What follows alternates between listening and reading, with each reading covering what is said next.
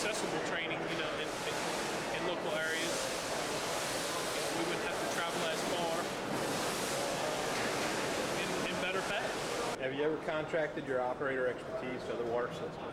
No, I haven't. Do you see this as a common practice in Louisiana? Yeah, they're beginning to be, especially on your small water systems and your private systems, the contract operators are beginning to be a big thing now. And but one problem that we're seeing is maybe an operator is having too many systems to take care of. It gets spread too thin. I don't think there's any such thing as a person being on call in the water and the wastewater business. You're going to be on call 24/7. You may think you're a part-time job, but it doesn't work that way.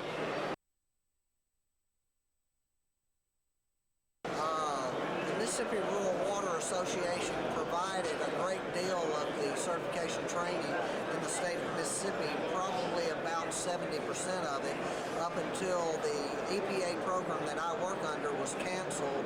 And October 1st of last year, we are still providing that training, but it's going to be short-lived, and the training has been cut back significantly due to the cutback in the funding from EPA. And for water operators, it is, there is some available training now, and a lot of it is going more to for-fee training, and it is relatively difficult now for them to find free training. A number of organizations in Mississippi that's actually putting on training, but we depend a lot on Mississippi Rural Water Association, especially, and the EPA and the DEQ for the wastewater side of it, because of DEQ sponsored hours. The only thing that makes it difficult sometimes is if you're a one-man show operation, it's hard for that one person to be able to go and be gone all day or 2 days. So in those terminology, you take a town or a city or a system that's got more than 2 operators, they can kind of do a swap out, but it's hard for a one-time show man to leave and go. Yeah, it used to be easier to get your recert hours than it is today. The funding or the training opportunities aren't quite as numerous as they have been in the years past. So, yeah, I know some guys that have some difficulty doing that. I work with a lot of different operators, and that's a big concern of theirs, and it's a big concern, as to the cost of the system too. So. Knowing that you're operating it this way, then all of a sudden you're changing. Now, how are we notified about changing? Word of mouth, sometimes. Letters, sometimes. You hear it after you're in a violation, most of the time. So, how old would you say your system is? Roughly 25 years. 20. Oh, I would say probably looking at 30 to 50 years in Pennsylvania. I work the whole state, so that would be a good rough age, 30 to 50. What type of system? well, actually the wastewater side of it just has been online for about 6 months. We've just installed a new wastewater treatment plant, oxidation ditch. The water system is 30 to 40 to 50 years plus old. How old are the typical systems you come into contact with? Well, the municipal systems in the state of Mississippi were usually put in the ground sometime between 1900 and 1950. Most of your rural and non-municipal systems were put in the ground between about 1958 and 1974. Now, the piping itself is 30 to 40 years old. Clay tile pipe, deteriorating daily. Massive amount of replacing sections. It's a dying infrastructure that everybody's going to be faced with. The town was established in 1858. Of course, we didn't have any pipe from that time. And it was pretty old. We had some old cast iron lines, some transite, plastic. We had some newer sections that were plastic and maybe some ductile, but for the most part, it was old stuff. What would make it life easier? Right now, all of us are facing changes with regulations. And it seems like regulations change, like you change other things, your socks or whatever, every year. Make my life as an operator easier. Well, if every facility in Kansas was brand new and they made a pipe that didn't develop a water leak or equipment that didn't fail, well, that'd be the ideal situation. More help, always. More help. There's never enough help.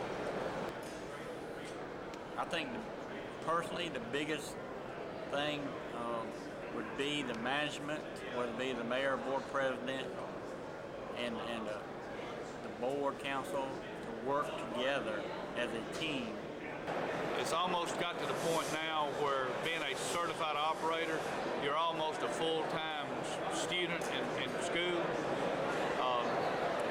I'm gonna say that a person is really looking at this profession, he needs to think long and hard about a 24/7 job, because it's not an 8 to 5 job. It's not one of these kind of jobs that, well, I'm gonna be gone this weekend, I'm not gonna worry about anything, or I'm gonna be gone on vacation. We as operators constantly worry about our system. You know, a good operator, and Life as an operator is pretty good, I guess. You know, I don't know really what it'd take to make it easier per se.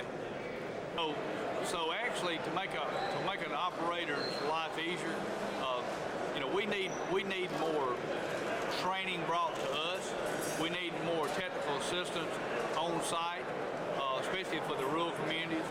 And I think that one of the most important things we need some funding to help us replace, repair a lot of this dying infrastructure. Since you don't get paid directly, I mean, you're the owner No. operator. In fact, I think I'm going in the hole, but it doesn't bother me. You know, I'm retired now, and for what I had experienced with the other companies, it's a great opportunity to. I think we call it our labor of love. I think it's one of the jobs that'll always be there for the future. So many things dry up just when you really think that you're getting into it. And a good example is be a computer analyst or something like that, and all of a sudden it's gone, you know, whereas they always need water operators. And so for future, I can't think of anything nicer to get into. You know? If you could give a piece of advice or a word of wisdom to somebody considering becoming an operator, water or wastewater, what would you tell them? Join a good professional organization that will keep you up to date through mailings or websites on new regulations. Go to the meetings that they have. Get involved with your community, however that works, to keep yourself current on what's going on.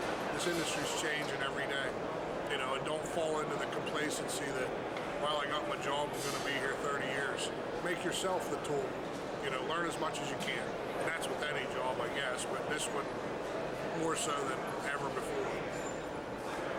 You can say, you can look around the states now, there's not a lot of young folks getting involved in this because the work ethics are just not there as it was when our age was coming up. It's definitely a promising job. I mean, you get to work with people every day. You know, and there's a future there. I mean, everybody's always looking for an operator. You know? I'm gonna say that this is probably one of the most rewarding professions they are out there. Like I say, if you qualify with the education experience and you go through the, you know, take your test and everything, get certified. But yeah, there are a lot of operators that, like I say, fail the test, and it is beginning to be a problem around the state for a system to find a good, qualified, certified operators. And you know, there's a lot of places that are turnovers.